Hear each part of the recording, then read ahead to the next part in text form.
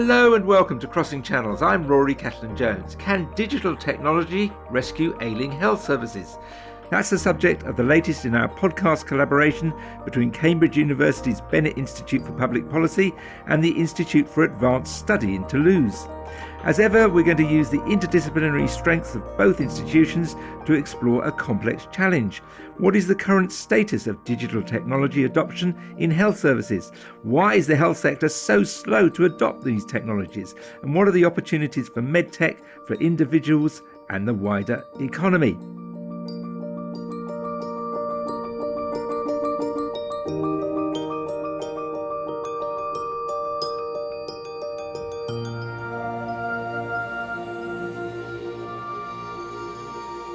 To explore these issues today, we have Angelique Acquatella from the Toulouse School of Economics. Angie, start us off. What's your research all about? My research mostly focused on how insurance and reimbursement incentives drive provider behavior and innovation incentives. So, Angie, you're recently arrived from the United States in the very different French health system, but we'll mainly focus on your insights into the US healthcare sector. Shan Morgan is on the Advisory Council of the Bennett Institute and chair of the Royal Devon University Hospital NHS Foundation Trust. Shan, what's your work focus on? Well, Rory, I'm chair of a very large NHS trust in Devon, southwest England. We have an annual budget of just under £1 billion, about 16,000 staff, and we provide services for 615,000 people locally. As a non-executive, my focus is on trust performance and strategy.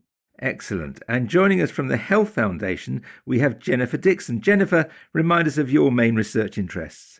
Yes, so I'm the chief of the Health Foundation, which is an independent charitable foundation. We do lots of analysis to improve health and care in the UK, and quite a bit of it focuses now on technology, but we also do quite a lot of work about innovation and spread, and also NHS reform and the future of the NHS. So some big issues we focus on.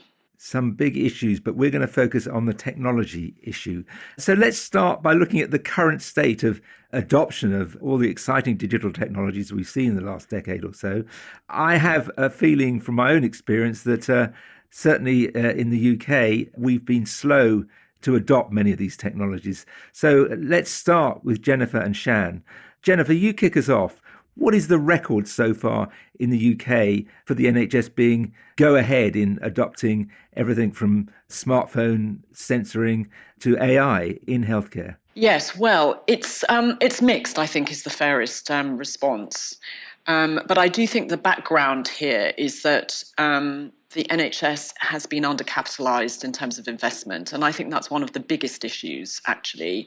I mean, if you look across the international sphere, OECD, we spend about 40% per head of the OECD average on capital investment, which is needed for digital infrastructure. So although in the UK, it has been recognised over many years that IT and data and digital are the future, we haven't invested enough in it. And I think it shows with mixed infrastructure around mixed skills, mixed ability, and amazing dependency still on paper. We're getting there, but actually there's still a long way to go, which we can get into. Shan, you're at the sharp end in that you're a non-executive director of a huge NHS trust.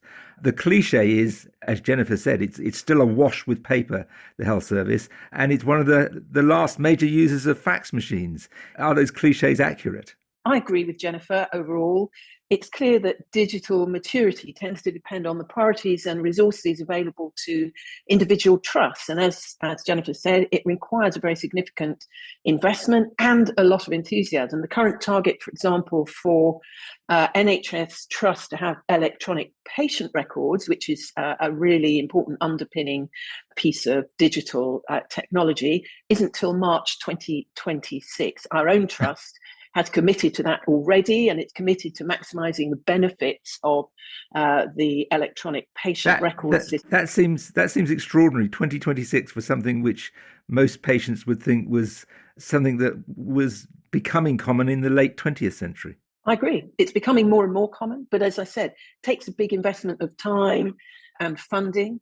Patient safety and quality of care are always going to be top priorities for trusts, and our staff and clinicians in particular need to be properly engaged and confident about the benefits of IT for our trusts. And of course, we are under, as Jennifer acknowledged, enormous operational pressures, and that can really reduce the headspace for the kind of change and energy that's needed to take this forward. Angie, you're, as I said, recently arrived in Toulouse.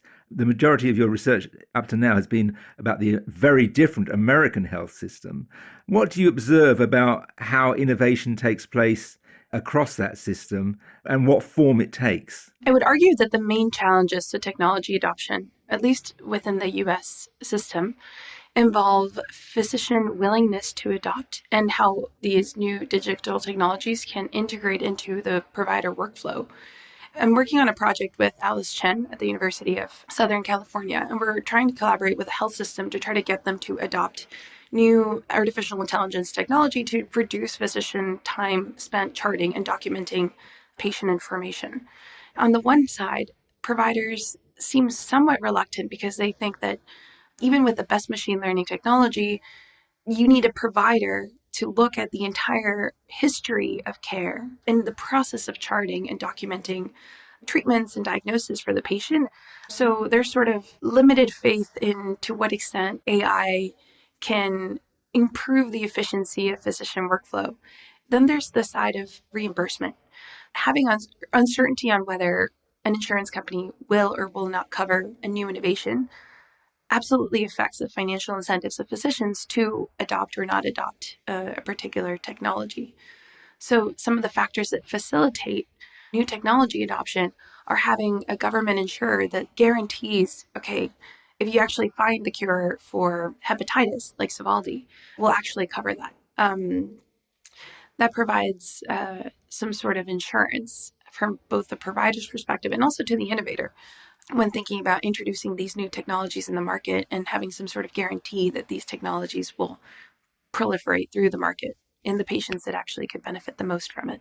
Well, this is interesting. I was at a round table recently with UK health tech providers, and one of them had abandoned the UK because of this very question of payback. Lots of areas of the health service keen to experiment with his technology, but not to pay for it. And he had moved his entire operations to the United States, where he said it was easier to get paid. Jennifer, do you recognize that kind of picture? Technology that the NHS has interest in, likes to trial, but doesn't actually find easy ways to pay for, whereas technology firms look to the US, the vast US health market, and see a surer sign of payback. Yes, I think there's a few things here. I think the first thing is that payment rates in the UK are very low compared to the US. That's where the margins can be made. But secondly, in a constrained environment such as the National Health Service, you need to set priorities. And if vendors of innovations come to you in random order, depending on the chronology of the innovation, as opposed to the priorities that the NHS have, then the NHS has to make some decisions about whether the particular innovation in front of you is a high priority or not. Quite often it may not be, and it may frustrate innovators. So I think in a sense in Britain, we need a kind of double-edged thing. We need almost bottom-up innovation for sure and find ways of paying for essential new innovations. But we can't just depend on that in the way that the US does. We have to have a kind of more top-down strategic view about what are the big game-changing technologies that we need to invest in and go faster on. And they may need to be pushed more quicker than the commercial sector can deliver them. So there needs to be a top-down strategy as well as a bottom-up sort of innovation bubbling up. And in the US, it's far more a bottom-up innovation route because of the lack of constraint of funding, even in the Medicare and Medicaid public system in the US. So it's a very different environment. And our model in the UK is far more closer to the European models, where there are value for money considerations because we offer a universal service. Which all begs the question, what are the big innovations that should be rolling out in healthcare right now? I took a close look at the impact of the smartphone on various industries and found that healthcare was way behind just about every other industry in adoption of smartphone technology. Is that, for instance, remote monitoring, remote patient interaction, is that an area? There are basic interactions like that you see in other industries, like the phone and the app. And the NHS app has actually been taken up quite considerably. If we just explain what the NHS app is for people who are not familiar. You can make an appointment with a GP, you can do repeat prescriptions, you can order a vaccination, and so on. And so there's a number of applications on the NHS app, but it really does help both providers, particularly GPs, and patients just cut through not having to phone the surgery, for example, and just getting your prescriptions to your door.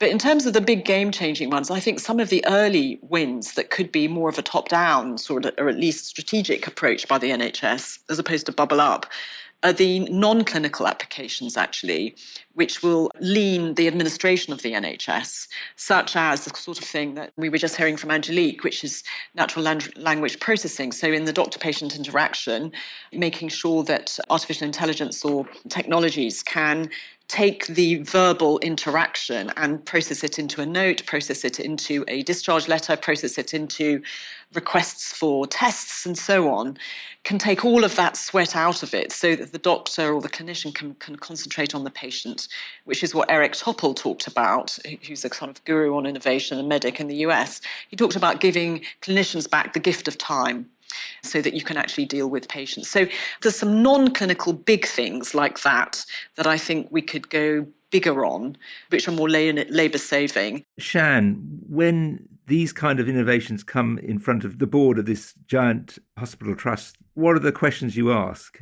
Are they about the technology, or are they always about, can we afford this? What's the return on it? They're about the technology. They're about the proof that it's going to work and be effective. Most of all, what we focus on are patient safety and quality of care. So if I can come back to the example of our electronic patient record, our EPR, that's enabled us to build a virtual ward initiative, which means we can shorten or actually prevent hospital admissions for some people and offer at least equal monitoring and proper response from clinicians to compared with what's available in hospital. Before the electronic patient record, we were very much reliant on notes in one physical location. But now, obviously, things have been opened up. The patient uses a patient portal. The benefits that we see are that patients are very much more satisfied. They're at home, which is where they want to be, but they're in frequent contact with the hospital team or with the community nursing team. And there's a wide range of wearable devices that enable us to monitor how they're doing. And just to put it in context, we have a bit over 1,100 beds in our trust area, and our virtual wards are currently supporting about 160 to 200 patients each month at their own choice. We don't force it on anybody, and we're very, very clear this is patient-centered care, and it's all part of providing the best possible service. So I think we and lots of other trusts are moving in this direction. What convinces us most of all is patient safety and providing the best possible service for patients.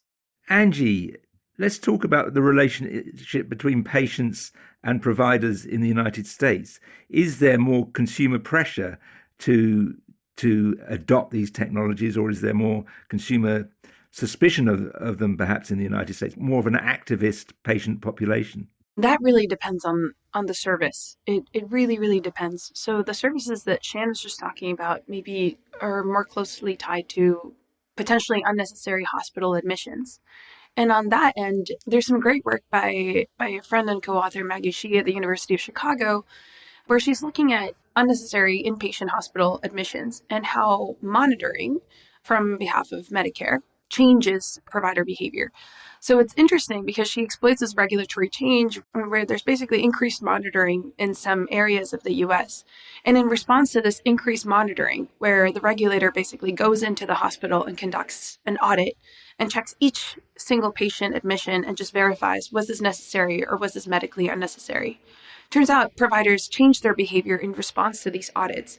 And the way that they change their behavior is by adopting new digital technology that helps better screen the patients that do actually need a hospital admission versus the patients that do not need a hospital admission. That suggests that the hospital admissions weren't necessarily profit-driven, but it was just because the hospital's existing electronic health record system lacked the capacity to determine whether this inpatient admission was actually necessary or not. And these technologies just help hospitals better screen patients that benefit the most from care and tease them apart from the ones that maybe don't benefit so much.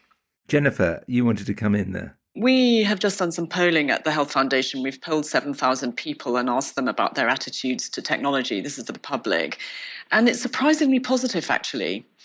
So we hear a lot about patient resistance and so on, but we're not seeing this following through polling. Just a couple of bottlenecks, I think, in terms of adoption of it. I noticed what Shan said about the fantastic use of technology for virtual wards support.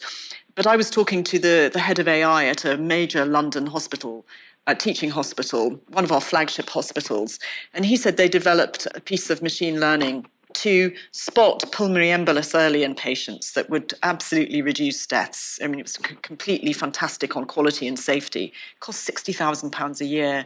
The finance officer could not allow it. £60,000, it was too much. So that shows you a nutty example about why investment really matters at the moment. Is there a problem with regulation, with excessive regulation? I speak as somebody with two long-term conditions, an ocular melanoma and Parkinson's, and I write quite a lot about innovation in these fields and all sorts of fascinating things going on. And then I look at my own care, and very few of these innovations are very quick to arrive.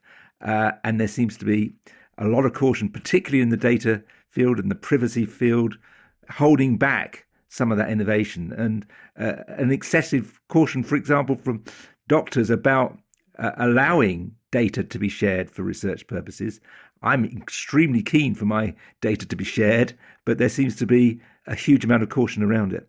Yes, so there's a huge issue about data and privacy and how you communicate with the public. And this is going to be a very big issue for artificial intelligence, because it can really put the brake on unnecessarily unless the public is absolutely part of this picture. But there's also a separate issue, which is probably equally big, which is the ability of our regulators to be able to regulate very fast-moving field with masses of new technologies crowding on the agenda and our pipeline being quite small. So at the same time all these technologies are coming, we're having to find new ways of rapidly evaluating in ways that we haven't done before, which will allow a lot more regulation, a lot more assessment of these technologies as they come through. Shan, I get the sense that there was a sudden flowering of innovation during the pandemic because there needed to be. Certain things that were impossible in 2019 became very possible in 2020, and maybe we've gone back again now. What's your experience of the regulatory hurdles? I think you're right that COVID gave a real stimulus. So, for example, in our trust area, the Nightingale Hospital in Exeter came out of COVID. It was set up at that point using the electronic patient record, and that has been a huge success. And it's really streamlined workflows so that we've actually reduced the average length of stay for hip and knee replacements to less than half a day. And as you can imagine, there's huge patient satisfaction with that. I mean, I don't think we've gone back, but caution has come back in. The COVID period, I think, was a period of real innovation. We've benefited from that. We've maintained it, but we could do with a bit more energy on innovation. I think for me, a big thing is involving the clinicians, because if the clinicians have buy-in and are confident about innovation, then it is so much more likely to happen and take off. Angie, I know your research looks quite a lot at how health technologies impact different socioeconomic groups. What does that tell us about the ability of tech either to reduce inequality or perhaps to increase the gap between rich and poor in terms of access to good healthcare? This is a very delicate area, because when we think about market-driven innovation and market incentives that then pull innovation, could have efficiency consequences or efficiency goals in mind, but not necessarily equity goals in mind. And let me just start with an example. If we look at the schizophrenia population, schizophrenia tends to be a condition that affects individuals in the bottom of the income distribution with low socioeconomic status. There's also very limited incentives to innovate just because this population doesn't have the capacity to pay high prices for schizophrenia pharmaceutical agents. Therefore, we have missing markets. Insurance has incentivized a great deal of innovation in the past 50 years. It's fascinating to look from the 1960s to today, even just how we treat heart attacks and just the development of statins for treating heart attacks. That's been incredibly cost effective. So if you look at gains in life expectancy just over the past 50 years, the top 1% of the income distribution in the US has gained on average 10.5 years more of life expectancy if you measure it at age 40. But if you look at the bottom 1% of the income distribution, they've only gained 1.5 years. So technological progress has led to improvements in overall health of the average person in the population. But these gains have not accrued evenly to the top and the bottom of the income distribution. That's where regulation can perhaps step in and try to introduce incentives to innovate in disease areas that affect really low-income population. And if we look more globally, the Gates Foundation does a whole lot of financing to incentivize innovation for malaria, where these low-income countries in and of themselves wouldn't have enough monetary capacity to create those market incentives we need to have innovation in these areas. So you need intervention of either charitable foundations or governments to see these new technologies come into existence. There's something else going on, isn't there, in that this area is being conquered, as it were, by Silicon Valley, small tech startups whose mantra is move fast and break things. That is a bit of a challenge to regulation. Yes, I mean, it's a challenge to regulation, but it's also a challenge to health systems that have public objectives, which may not match with commercial objectives. Just as Angelique just said, some things get left behind. So that's why there needs to be some kind of strategy.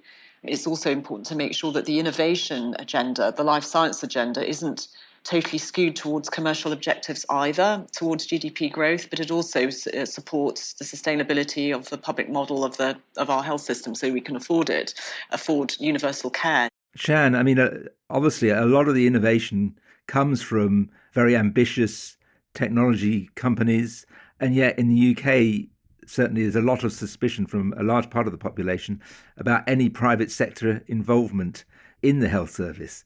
Is that a sort of difficult balancing act that you have to do? There's a lot of controversy, for instance, in the UK at the moment about the involvement of the US firm Palantir in health data.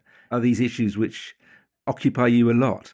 You're quite right. I think that there is a lot of nervousness about various different aspects of the technology agenda. And going back to what I think Angie was saying, in our trust area, we've got very high levels of health inequality, particularly in North Devon.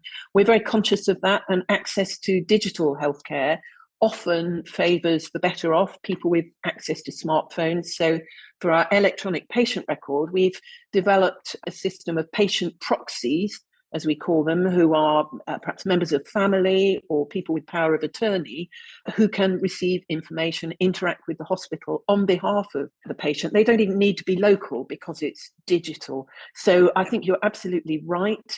There's a real risk here of digital exclusion. It's something that we need to be incredibly sensitive to and do whatever we can to put in place, if you like, human responses that will apply to as many people as possible. Angie, I see you nodding there. I mean, are these technologies inherently biased towards the rich, as seems to be sometimes the case? It depends on what incentives a particular government has laid out for innovation. So current incentives rely on the patent system. And the patent system, in a way, it's a market-driven mechanism. We tell the innovator we'll guarantee monopoly pricing, which means that we're going to tolerate as a society that a technology has a price that is above its cost. And therefore, we're already tolerating some sort of what we call allocative inefficiency in economics. Because with the current monopoly pricing system, not everybody for whom the drug is valuable ends up getting it in equilibrium because the price is too high. It's only those that have the highest willingness to pay that end up getting the drug in equilibrium, at least for the patent life of a drug or a technology. So that's a choice. That's regulatory choice. And of course, it means that individuals that have the highest willingness to pay for new technologies and innovation are the ones that end up getting it, absent insurance incentives. But that's where insurance really comes in, because insurance can provide access to individuals that wouldn't necessarily be willing to pay for the technology, but nonetheless value it from a health perspective. And insurance incentives unequivocally interact with innovation incentives. Governments have other regulatory tools at hand to incentivize innovation for individuals who get affected by diseases. There's nothing that impedes the US government from saying, hey, if you develop a pharmaceutical agent for schizophrenia, we're going to give you, I don't know, $1 billion. But existing incentives really rely on market mechanism, and that also means that individuals who have the highest willingness to pay, and therefore are the richest individuals, end up getting access to new technologies. Isn't the problem everywhere, and this is for all of you, that the incentives right now are all about very short-term crises? There's probably a rare health system around the world that isn't in some sort of crisis at the moment. Obviously, we in the UK feel that our crisis is particularly severe, record waiting lists, and so an awful lot of focus on the short term and not maybe on the long-term benefits of these innovations. Jennifer?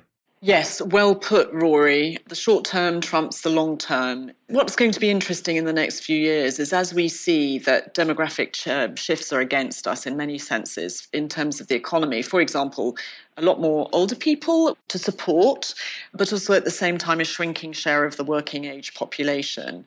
And at the moment in Britain, as we know, the working age population is not particularly healthy. We have 2.6 million people who are economically inactive who are of working age. We have probably many more who are in work who are economically underactive because of ill health. In fact, we've just launched a commission on this. And what this means is that if you really want to have prosperity for your country in the longer term, you have to think of health as an asset, a capital asset, a bit like you do with other things. And therefore, you can't just think of it from year to year. You have to plan for the long term, which means proper investment in the healthcare system, in the social care system, but also in some of the upstream wider determinants of health as well that are making people ill earlier before their time. We have to think of it now as an asset, just as we've had to do with green and sustainability, to now think of this and maybe even think of new mechanisms to report on health and care, which in a sense are bipartisan and are accountable to Parliament rather than a Secretary of State or any particular government. So I think we really have to start thinking about this. And now, just the last thing, Andy Haldane, who is the former chief economist at the Bank of England, gave a very nice lecture for us last year on this very question about, long-term prosperity of the country has got to be about long-term health, which means thinking seriously for the long term, beyond a party political short-term electoral cycle. Shan, what does it feel like as a policymaker confronted with complaints about long waiting lists, complaints about standards of care right now, when you are asked to think longer term and maybe invest longer term in systems that may not pay off for a few years? It's difficult because it's not just the financial investment, which can be very significant. It's also the investment of staff time to make change happen. And, that really can't be underestimated. My predecessor in this role took a very brave decision, I think, about 5 years ago to invest in the electronic patient record system. I think that was a brilliant investment. It's taken a huge amount of time to embed it. The benefits are clearly visible now. It's a real building block for our work, but it took vision and commitment and underpinned by a very thorough program of culture change and working very closely in particular with clinicians. So it's a huge investment, not just in financial terms, but also in staff time, and people have to be confident that the benefits will be worth it. I'd like to end by getting each of you to think, 5-10 years ahead about what would be an ideal situation in terms of adoption of technology, what kind of innovation you'd like to see come through and hope would be affordable, and hope whatever system of healthcare operates in the country would be feasible. Angie? Under existing incentives for innovation, we're just going to continue to see the same types of innovation that we're currently seeing. Now, this dynamic issue that you've raised in the sense of thinking about long-term health of the population and long-term sustainability of a particular innovation, I think that's crucial if we're going to think about new types of regulation that then lead to that long-term health of the population or that long-term financial sustainability. Because the example that Shan just gave, investment in the electronic health records technology, wouldn't have given you a positive cost-benefit analysis if you had just gone through a 3-year horizon window. But if you're thinking in a 15-year horizon window, then the calculus changes. And then it's worth it for the government to invest in these types of technologies. And going back to Jennifer's point, investing in health or thinking about health as an asset in the same way that we think about human capital and education as an asset is key. Not just for the equity side of creating a society where individuals have more similar opportunities in terms of their health outcomes, but also on the efficiency side, in that there is empirical work that also shows that healthier individuals work more. So it's not just about investing in that equity target, but it also in the long run ends up feeding back into the fiscal sustainability of health investment. Thank you. Jennifer, what would you hope to see that would make you be more optimistic about technology playing a beneficial role in healthcare in the UK? I mean, I think a few things. I think the first thing is we really have to see better infrastructure and the data piping, if you like, around the system, all linked up to enable, including general practice data and social care data. We need all of that sort of infrastructure, physiology, I think, working. I think the second thing is I'd like to see across providers a lot of local units that are digitally savvy and with huge skills to be able to use some of the data to make some of the applications, that it's not all coming from the private sector, that can be shared around the NHS in open source ways. The third thing is I think we will absolutely see in the next 5 years, certainly, not just dramatic use of machine learning tools that can sort of read scans in seconds and do it better than humans, for example, but the big new thing will be generative AI, where the dyad between the doctor and the patient, or the clinician and the patient, will become a triad, and the triad will be decision support based on the best available global evidence to help clinicians and patients make the right decisions in a far safer way. So for the NHS to prepare itself for that with the piping, but also with the strategy, I think is going to be absolutely crucial. And sorry, the last thing, of course, all of this, the population, public, all of us need to be prepared for this and to be taken through and engaged and co-producing, because otherwise they will just be blocked. So that's the prize ahead. And if that were possible, I think it would make a huge, unprecedented difference to the sustainability of the system, the quality of the system in the future. Shan, you're right at the sharp end in a way here. Are you optimistic that you can have the freedom to make the kind of decisions that would bring forth the benefits of technology into the health service? I think we have to talk more and more about the benefits. We have to educate, if you like, future healthcare leaders to see the benefits. We have to produce exemplars so that we really are able to point to the benefits. I think technology has to be part of the package that we need for the future. I think it will be evolutionary rather than revolutionary. And I agree very much with what Jennifer said just now about the triad, so decision support rather than taking over completely.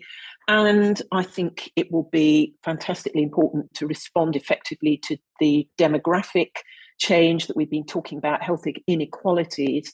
And ultimately, I think the real prize is if we can focus our systems much more on preventive care so that we are empowering people through digital and other means to improve the quality of their own health, because I agree with what both Angie and Jennifer have been saying about the health of the population as a real asset. Well, we've run out of time. Can I just also put in a word for patient access to data, something I'm quite passionate about, if we're going to really involve patients in this technology future for healthcare. That is all we've got time for this episode. Thanks to Angelique Acquatella from the Institute for Advanced Study in Toulouse, Jennifer Dixon from the Health Foundation, and Shan Morgan from the Royal Devon Trust. Let us know what you think of this latest episode of Season 3 of Crossing Channels. You can contact us via Twitter, as I still insist on calling it. The Bennett Institute is at Bennett Inst. The Institute for Advanced Study in Toulouse is IAS Toulouse, and I am Ruskin147. If you enjoyed this episode, then do listen to our other Crossing Channels editions, notably our latest one on the value of conducting interdisciplinary research. And please join us next month for the next edition, where we'll be looking at universal basic infrastructure.